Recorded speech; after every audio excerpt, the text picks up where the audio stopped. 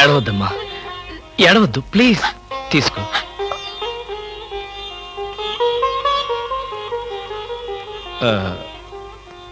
చూడు, నేను నిద్రలో ఇచ్చేసరికల్లా నువ్వు ఇక్కడి నుంచి వెళ్ళిపోవాలి. ఆ విషయం గుర్తుంచుకో.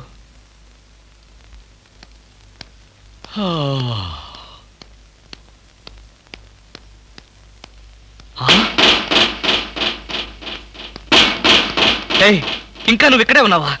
తెల్లవారక ముందే వెళ్ళిపోమని చెప్పాను కదా. అది కాదండి. ఏది కాదు? అమ్మో, పైగా కట్టెను తీసి దాని పక్కన కూర్చున్నావా? ఎవరన్నా చూస్తే నా బతికేం కావాలి?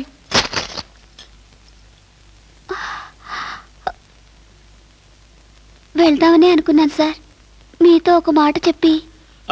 ఇప్పుడు చెప్పావుగా, ఇక బయలుదేరు. అమ్మో, ఎవరో వచ్చినట్టున్నారు. నువ్వు వెళ్ళి ఆ బాత్రూమ్ దాక్కో, వెళ్ళు.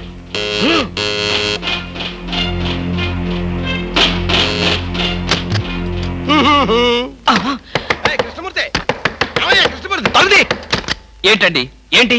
నాకు బెడ్ కాపీ అక్కర్లేదు, పొద్దున నిద్ర లేకపోద్దని చెప్పానా? అందుకనే ఇప్పుడు వచ్చాను. బాత్రూమ్ లో హీటర్ రిపేర్ వచ్చిందని మీ ఆవిడ చెప్పింది, బాగు చేయడానికి వచ్చాను. రిపేరా? అవును. ఏ బాత్రూమ్ లో? కింద బాత్రూమ్ లో. కింద బాత్రూమ్ లోనా? అయితే అక్కర్లేదు. పైన బాత్రూమ్ లో అయితే? పైన బాత్రూమ్ అయితే ఓకే. పైన బాత్రూమ్ లో అయితే ఓకేనా? కింద బాత్రూమ్ లో అయితే నాట్ ఓకేనా? కృష్ణమూర్తి, నీ శీలాన్ని శంకించవలసి వస్తుందా? శంకించు. ఆ శంకించేదేదో బజార్లోకి వెళ్ళి శంకించు. అదే లాభం లేదు. బాత్రూమ్ లో ఎవరు చూసి తీరాల్సిందే. ఆ బాత్రూమ్ లో ఎవరున్నారో నువ్వు చూడకూడదు. ఎందుకు చూడకూడదు? ఎందుకు చూడకూడదా? అందులో ఉన్నది మీ ఆవిడ.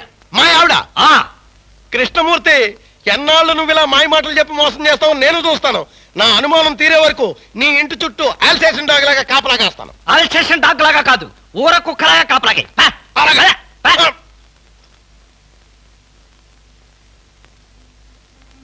నువ్వు బయటికి రామ్మా. నా ప్రాబ్లం ఏమిటో నీకు అర్థమైందిగా? అర్థమైంది. నేను ఇప్పుడే వెళ్ళిపోతాను. ఇప్పుడే వద్దులే. వాడు నిజంగానే అల్సేషన్ డాగ్, బయటే కాపలా కాస్తాడు.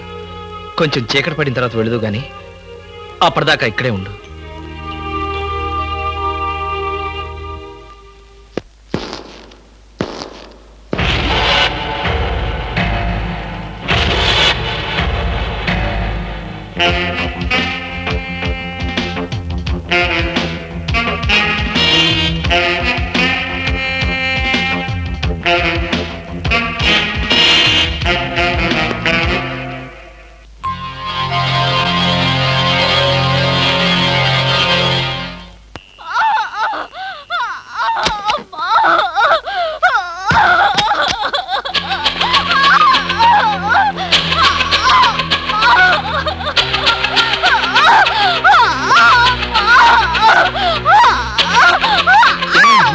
ఏమైంది?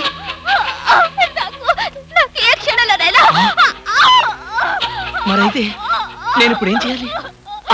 నేను వెళ్ళి డాక్టర్ని తీసుకొస్తాను. అయ్యో, ఓర్చుకోమ్మా, కొంచెం ఓర్చుకోమ్మా.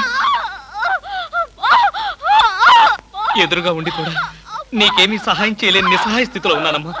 నిన్ను ఆ దేవుడే కాపాడతాడు. కొంచెం ఎవరో వచ్చినట్టున్నారు.